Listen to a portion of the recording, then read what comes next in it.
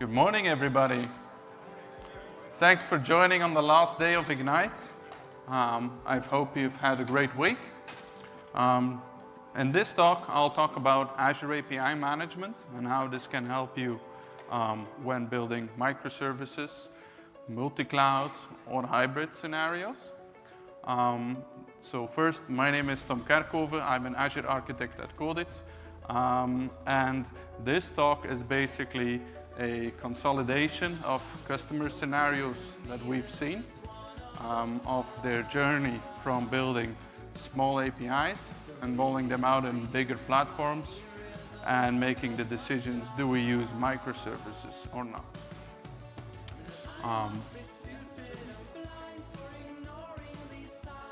Okay. Can we turn the music up, please? Thank you. So basically in this talk, I'll use Codito as a fictitious company with their scenario to walk you through the challenges that we've seen and approaches that you can use basically to tackle these challenges. Now, this is not any best practice or anything.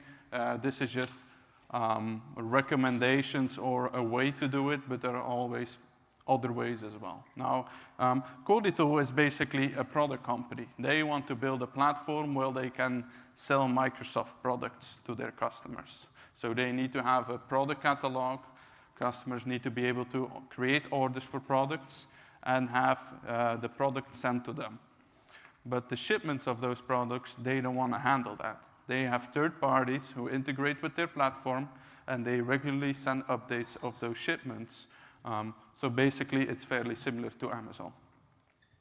Now, they've built a very small MVP, which they wanted to get in the market very quickly so that as a startup, they can start basically build a customer case, start to earn money, and see how their platform grows. So basically, you'll have the app developers who basically use the product and order APIs, and then you'll have the third parties who will send their shipment updates through the shipment API.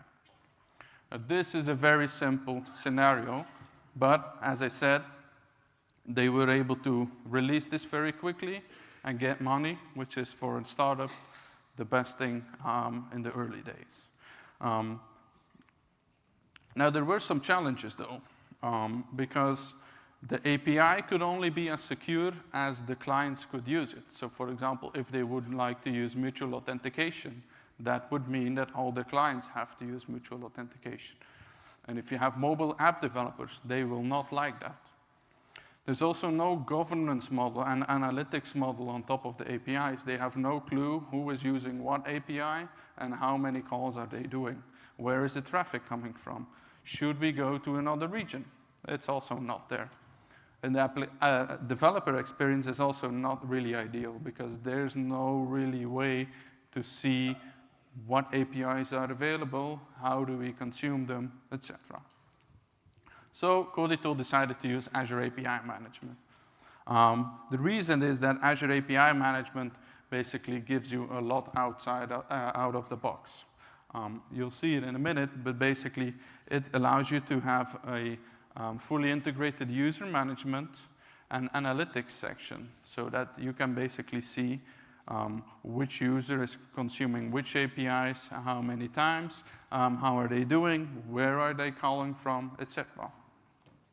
But also the most important part is it allows the app developers to be decoupled from Codito's internal infrastructure, meaning that for an app consumer, they can basically just use an API key to authenticate, while API management will authenticate to the physical web app with mutual TLS. So basically, Codito can build a fully secure API landscape while the app developers are still very easily consuming the API. These are the three main components that Azure API Management basically gives them. So it has the whole control plane, the management API, which is an Azure portal. Built on top of that, you have the developer portal, where everybody who has an account to use the API can basically manage their own subscriptions. They can browse the products and the APIs, and they can basically try the APIs over there. So it's really easy to onboard new customers. And then all the traffic is basically routed through the API management gateway. So that gateway basically knows if consumer A is calling the /products endpoint, then I have to call this API. Also, the gateway allows you to run certain policies which allow you to build edge logic, let's say, on the gateway itself to enrich the data based on the subscription, et cetera, et cetera. So we'll see that in action later on. Now, if you have a closer look on the gateway composition itself, Codito has one product, which is called Codito, and that one product has one API, which represents their monolith running on web apps. So this is a very typical setup that I see at customers. It's a one-to-one mapping with their physical API. That's a very good start. Now, as Codito grew, they started to gain a lot more traffic. They wanted to improve their scaling, but that became hard because they only have one big block to scale. So imagine that a lot of people are requesting the products, but are never using the orders or the shipments. We basically scale the whole unit as once. Another downside is that if they want to release a bug fix to one of the APIs, they basically have to synchronize the whole release pipeline for the whole platform, which can be trivial. So they wanted to check how can we improve this. And there was one person in the team who said, why are we not using microservices? This will allow us to be more flexible. And the other guy was, what? What are microservices? So let's have a look first. Basically, microservices will take our big monolith and it will split it into a lot more smaller services, which allows that these smaller services can be managed, operated, scaled, and deployed independently. So we will have a lot faster release cycles for one specific service, while the other ones do not depend on it. Another benefit is that they can basically switch technology stacks across services, which allows them to give more flexibility. For example, if one team uses Python and the other one uses .NET Core, and for the .NET Core workload, they want to use containers, and for the other one, they don't, it's okay. It's their own service. They basically manage it how they want. So they decided to go with microservices. They think that this is a good thing for them. But how do we get there? Because we already have the MVP. We already have customers using it. So this will not become trivial. They've identified that there are a couple of things that need to be there. So basically, they will split the monolith in microservices, and they've decided that every service, regardless of the technology stack, needs to use Docker containers. The reason for that is that if they have Docker containers, the services are a lot more portable, meaning that they can now start with a platform service like Azure App Services, because they already know how to scale that, they already know how to operate that. They will just use a Docker container to run it instead of a zip file, for example. That allows them to lower the barrier to adopt this. If they need more control over time, they'll just use Kubernetes, but there's no added value for that at the moment, so they just stick with a platform as a service. So to roll this out, they'll start with the logical separation. And with the logical separation, I mean they will change this in API management. So basically what the customers will see is that there will be a new product, which is, there will be a new product called webhooks, which will be for the third-party provider. And the current product will also change. So there will be more fine-grained APIs, which will represent their microservices in the future. So this is very simplified, but this shows you that one product can have multiple APIs. And for the customers, it's a clear indication that these are separate APIs, and they can but still see the same value in the developer portal. Now, in the backend, we're still calling the monolith, which allows us to already ask the customers to move to the new APIs because there is a deprecation coming.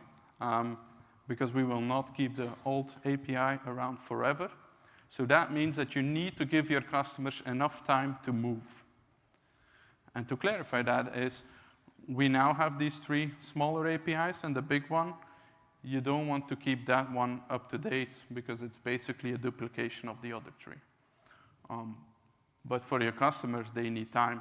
So that's why we do the logical separation first and not in the backend. So why is this actually a good practice? Not only for the deprecation, but also smaller logical APIs allow you to have a better product composition. And a good product composition is important because it's a kind of explaining way towards your customers of what the APIs are that you deliver. And also to allow them to have one API key to consume all the APIs. Because a product, for example, is a good security boundary. They can just create a subscription for the Codito product, and they have access to all the API, not smaller individual subscriptions, because then you need to maintain all of these keys.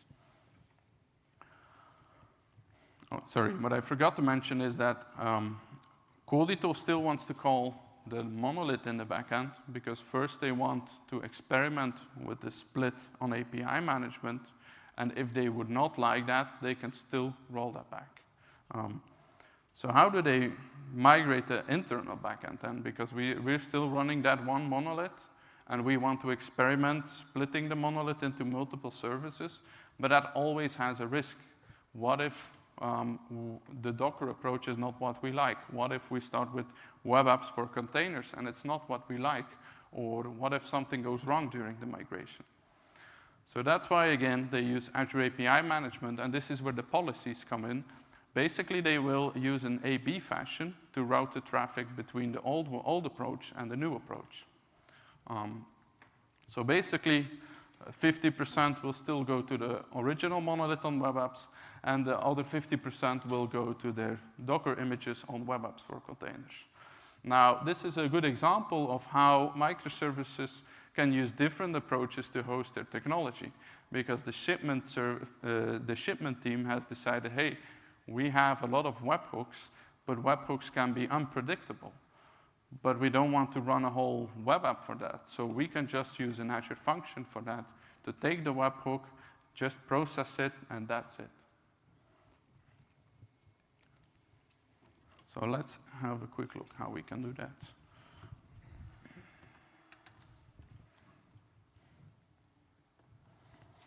So here I have my old monolith, which is just a .NET Core application, and you see that we have all these operations in here. And then the new approach will be all of these smaller microservices. So you can see that we have one web app per service. And if we have a closer look to the products one, you'll see that this is based on a Docker image, which is on Docker Hub. So this is the new approach where everything is now packaged as a container. It's running on a web app. This is what they've decided to start with. But if they decide to move to another compute runtime, they can just take that web app, that Docker image and run it elsewhere. But we prefer to use PaaS services for now. And if we have a look, basically, it only has these 3 endpoints. Okay, now at API management, you'll see that I have the Codito product with one monolith API, and then we'll add this product API. So now every customer that has access to that product can already see the new product API as well. And if I go back to the API itself now, you'll see all these logical APIs in our system. And the interesting part is you also see a new API now, which is the API for managing shipments. Because when we had a monolith, everything was in process. So if we had an order and we had to request a shipment, we just did this in the same application. But now, because we have 2 APIs, we basically need to start using inter-service communication internally at Qualito as well. Now, because we don't want to tightly couple these, we're also using API management so that the order service is calling the shipment managed services. And the reason is simple. If they want to migrate something internally, the order service is not impacted. So API management is good for your external customers, but also your internal customers.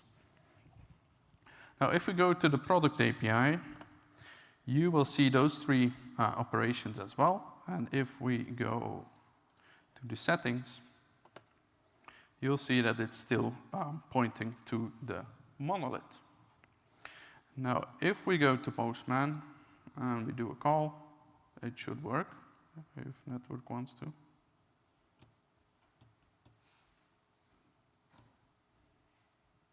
Yes, so I have 3 products, it works. But this is calling the monolith. So now what we will do is we will use a policy. And is this big enough for you?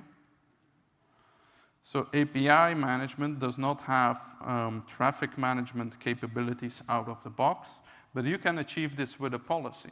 So basically what we are doing is we are creating a random number between 1 and 3, and 3 is not inclusive, so it's basically 50%.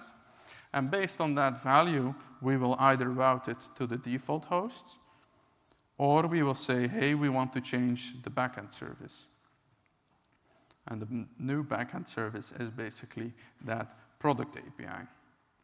And at the bottom, I've added a custom header so that we can basically see which upstream API was called, just for the sake of this demo. But if you run this in a real-world scenario, you can use Application Insights, which has a nice app map, which basically shows all of this. So if I take this policy and apply it over here. So we're now going to do that on an all operation level. If you want to test out with only one operation, I could also apply this policy on that one specific operation. So the policy is applied. If I now start calling the endpoint, you'll see that there's an additional header, which is X runtime, and I was now calling the legacy endpoint, and now it's gone. That's interesting.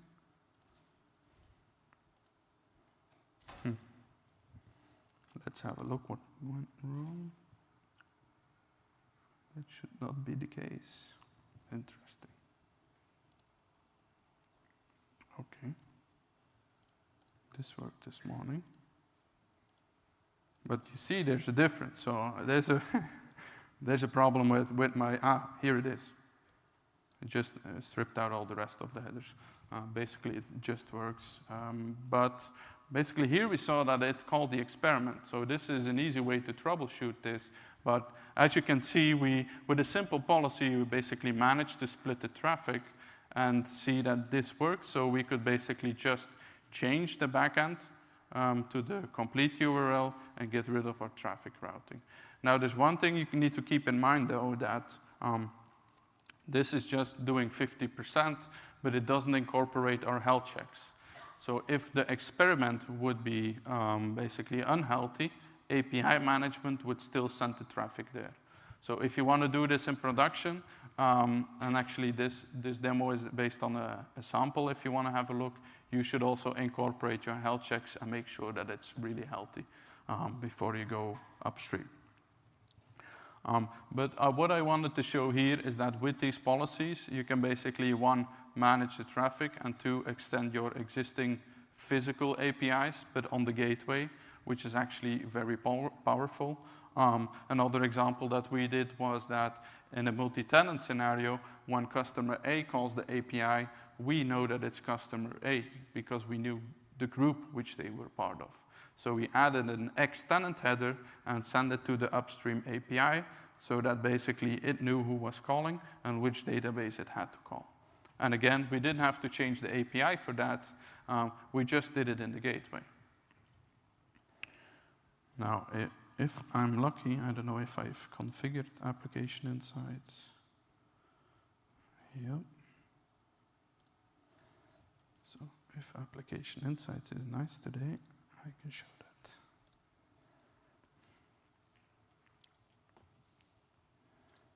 So basically here, you see that there are 2 backends. I'll try to zoom. Basically, it did 9 calls to my monolith and 6 calls to my old one, to my new one, sorry. So in case anything went wrong, I can go here, see which dependency failed, and start from there. Okay, back to the slides.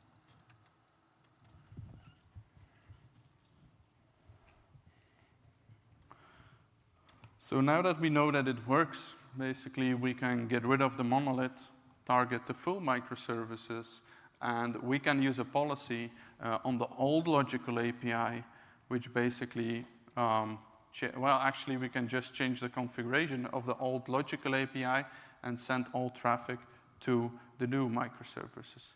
Now the reason why changing the logical API itself will not work is that based on the operation that is being called, we need to call another API. And that's why you need to have a policy for that. Okay. Now what we've also seen with customers is that they have customers who cannot go to the cloud because of compliance or legacy on-prem or whatever. And in this case, Codito also has one of those APIs where they want to basically run the Codito platform but have it on-prem. Now, they just decided to bring everything on-prem, and that's what you can. So this is how it worked until last week, basically. Everybody's calling the Azure-based API management, and based on that configuration, it sends it to an API which can be located anywhere. But the gateway itself was always hosted in the cloud. Now, with Azure Arc for API management, we can basically take the gateway and run it wherever we want. So now those customers can run their whole API infrastructure on-prem and yet benefit from all the features API management has. So how it works is basically you run a self-hosted version of the Azure API Management Gateway, which is just a Docker container. So it's up to you to deploy that on a Docker-capable compute infrastructure, but you have to manage it, scale it, operate it, and secure it. So that's your responsibility. Now, the interesting part is you just install the agent, you configure the agent, and the agent will basically register itself with Azure API Management. Then you can go to the Azure portal, configure the APIs in the portal, and the agent on-prem will have the latest configuration and will basically expose those APIs on-prem. So this allows you to build these kind of consistent API applications, which are either fully cloud-based, hybrid-based, or multi-cloud-based. And remember, so this was how it was, but now we can basically run it everywhere. Install the agent gets federated with the cloud-based API management, and then we can just call the closest one. Now remember that I said that the order service now has to call the shipment service. We can also do that inside of Kubernetes, where typically you would just expose a service and then another container would consume it. Now my order service can call my gateway in Kubernetes, and that one forwards it to that service. So, and even in Kubernetes, you have the decoupling. So this is really powerful if you ask me. So let's just quickly show that. It is super easy to install it.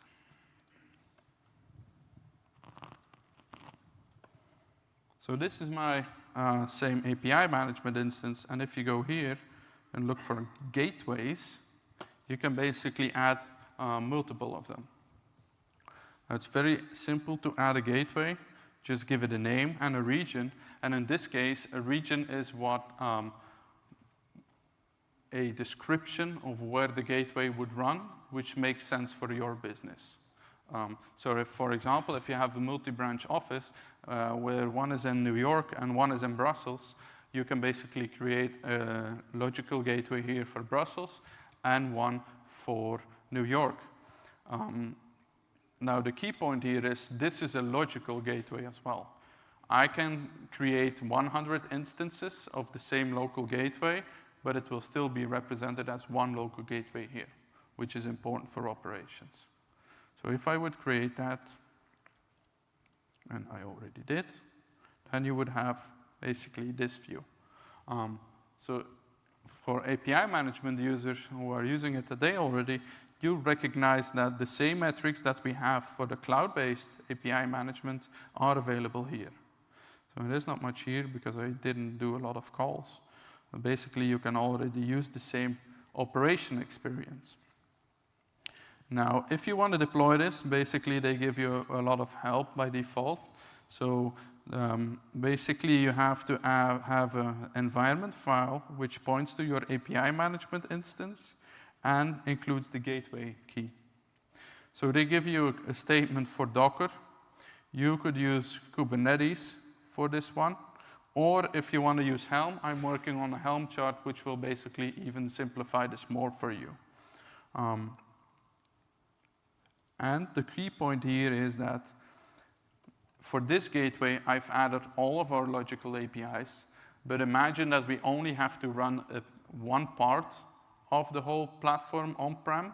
We can basically only replicate that one logical API on-prem. So let's say that we have a shipment provider who has the requirement that our gateway is on-prem. We can basically create a logical gateway for them, only add that one API, and basically that's what they have. They cannot call any other APIs. So you can also reduce the scope of that. So I have one configuration here. You can take a picture of the key. I will roll it anyway, but this is just to show how simple it is in terms of configuration. So I'm not going to use Docker command line. What I have here is basically a Docker compose file, which includes all of the services that we have in the Codito platform, including the gateway. And if you have a look at this one, it is a containerized version of our customized Azure API Management developer portal. So as of this week, that is GA. It's just a static website. But in this case, we decided to also include it in a Docker container so that we can basically move our developer portal anywhere. So I just point to the image. And in the override, I'm only including the environment file and exposing it on port 8080. So if I go here and do Docker compose up, you'll see that all the services are starting up. You see that the gateway also has ASCII art, which is great. And you see that all the telemetry that we get from the gateway. Okay, so if I now go, this is, for example, the customized new developer portal running in a container, just to show that you can also do that nowadays. And I have my product API exposed on port 890, and the gateway, which I cannot show because it's just the gateway. But if I call port 888, it's basically going to call the API. Now, if we go and have a look at the logs, you'll see that we do not have any logs for the product API. And the reason is that although it duplicated the product API locally, it uses the configuration from the cloud. So it's still calling our Azure web app. Now, in order to change that, basically, you have to use a policy for now, which I have here. So based on the region of the deployment, I can now also say, hey, route this traffic to this local container. So basically, all the deployment information is also provided for the gateway itself. So if I go here and change the logical API,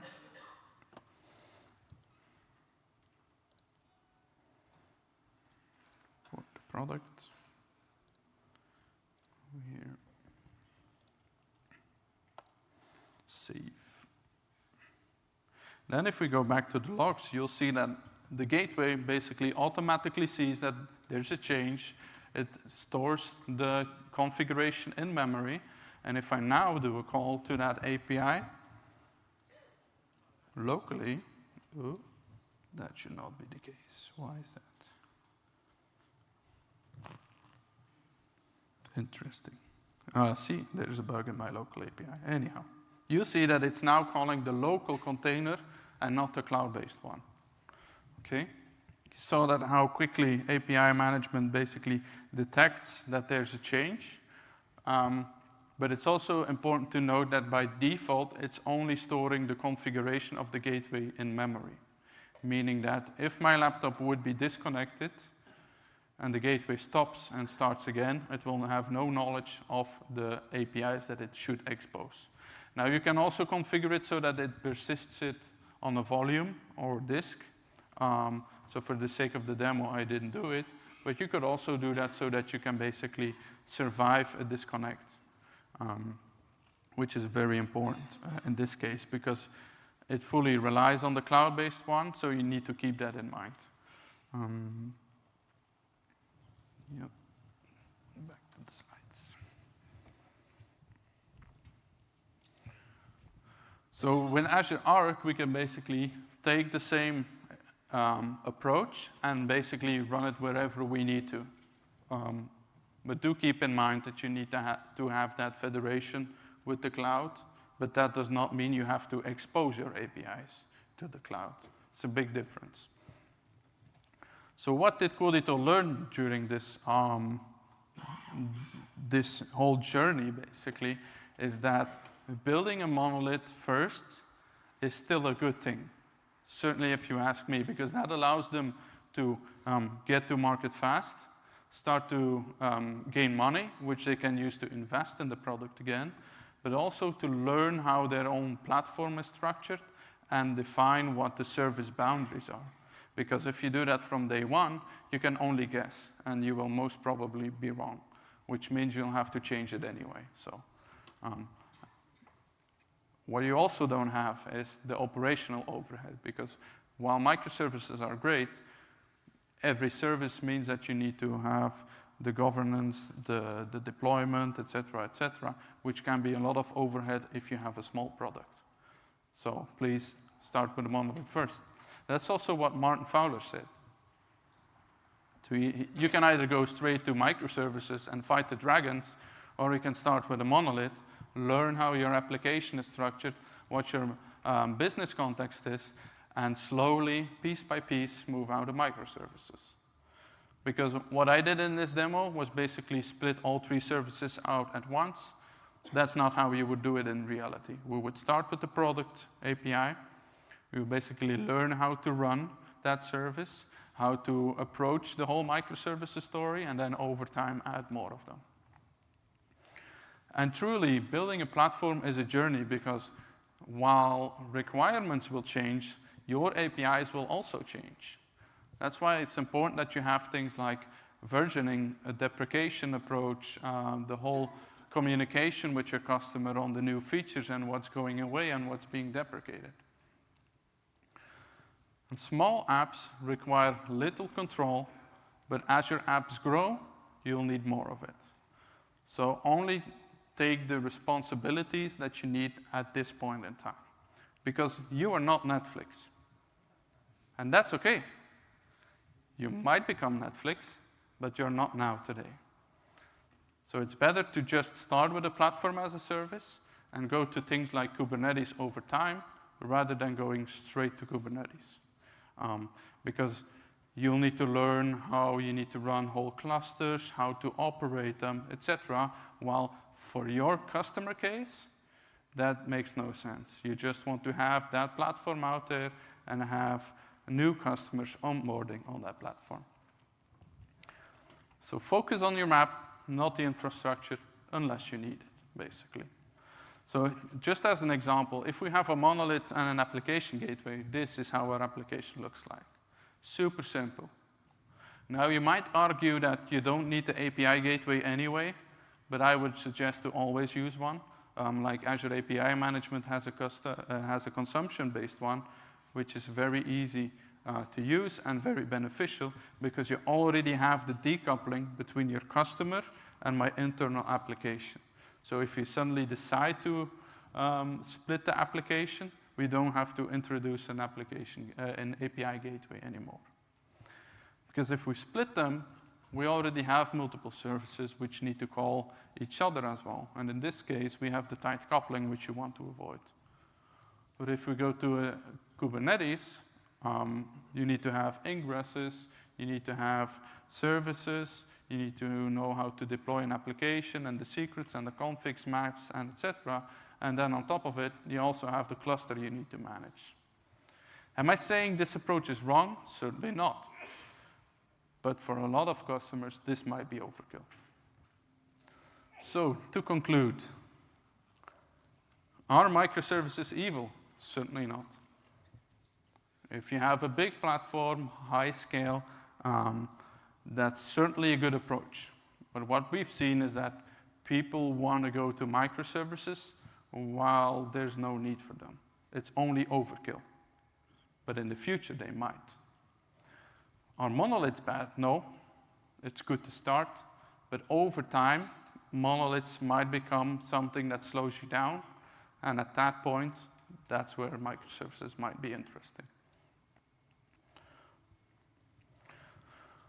So my biggest recommendation would be to use and that's a typo. No, that's actually correct, sorry. Use the API landscape that your platform requires. Make sure that you justify why you use a microservice or a monolith, and use that API gateway in front of it. And these are the reasons why. Because of the decoupling, we have a consistent API consumer experience across microservices or just a monolith. But we also have that developer portal, which is very important if you have new customers onboarding. They don't want to read documents. They just want to play around with your APIs, get their feet wet, and see how they can basically code against it. And also allows you to do the API traffic management, hence the name, because the policies are really powerful. You should really use them. And if you have more legacy systems on-prem, like SOAP services, things like an API gateway can help you. They can basically translate the SOAP into JSON on the fly, so that from a consumer perspective, it's just a REST service. But you basically hide the legacy until you can, again, phase it out and provide something new in the backend. But the decoupling is already there. Now, that's it for me. Please fill in the evaluation. I want to learn what you learned from me. If it's terrible, please let me know. If it's good, you may also let it know, but I'm certainly interested in what could be better. I hope it was interesting for you guys. And if you have any questions, feel free to come up. Thank you.